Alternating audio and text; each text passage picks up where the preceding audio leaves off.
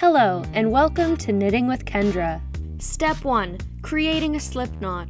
First, I wrap my yarn around my fingers, insert the knitting needle through this loop. Now wrap your thread around the needle, duck under the loop, pulling it tight and creating a knot. Step 2. Casting on. Using your other knitting needle, you will push through the existing stitch, pull it under, over to the side, push the other one in, pull it off, and there we go. Once we have our first stitch, we can create the rest. Now repeat this until you have your desired width. Step 3. Knitting your first row. Just as we did while casting on, we wrap our thread around the back of the knitting needle, but this time you push the yarn off, transferring it to the other needle.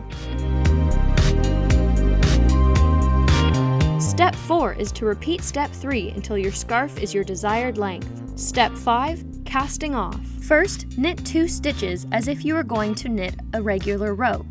Rather than continuing, after your second stitch, you will take your first stitch and pull it up and over your second stitch. Continue this motion, creating 2 stitches at a time, taking that first stitch, pulling it over and off of the knitting needle. To tie off your last stitch, we will just create a regular knot.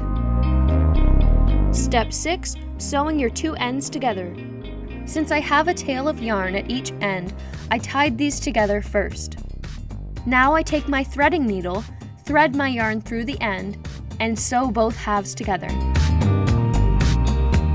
Congratulations! You've now created a circle scarf. Now, repeat all of these steps until you have another scarf, and another, and another, and another, and another? Who even has the time to knit all of these? Join me next week, and soon you'll be wearing as many scarves as I am. It might be the fashion statement of 2019.